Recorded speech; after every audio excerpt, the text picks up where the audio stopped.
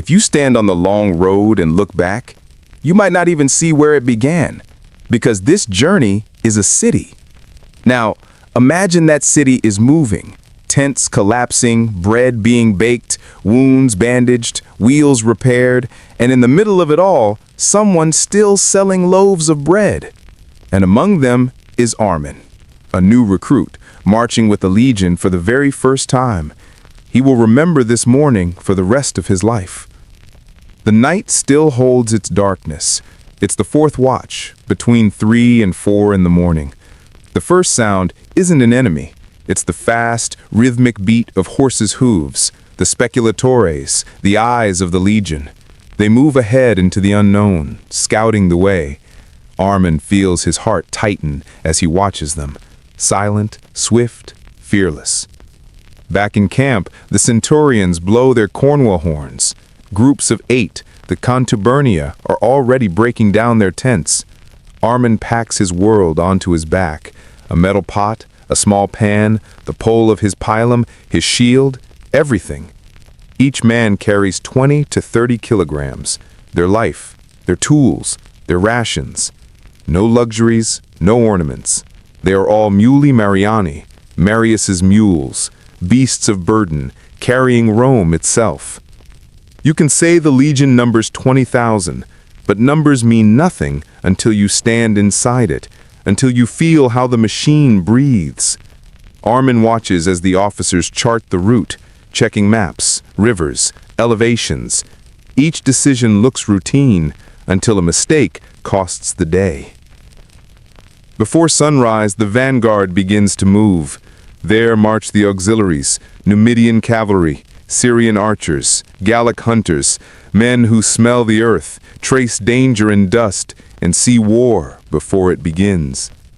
Arman once thought bravery was all that mattered, but today he learns, without method and caution, courage dies before the battle even starts. Behind them move the agrimensores, the military surveyors. With their groma, weights, and ropes, they measure where tonight's camp will rise. Arman scribbles a note. Water nearby, high ground, good for tents. These men, he realizes, shape the safety of nights yet to come.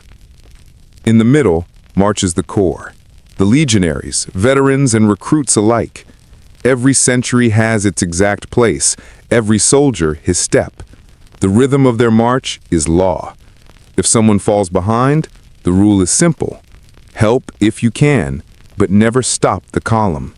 Efficiency comes before empathy. At the rear crawls the impedimenta, the baggage train, but that's where the army's heart beats.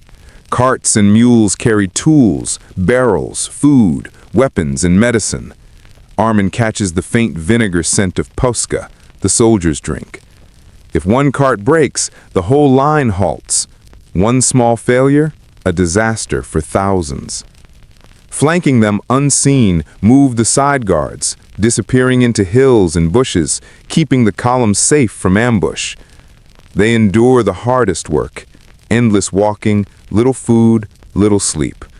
From them, Arman learns a deep truth, that in war, geography is as powerful as the sword.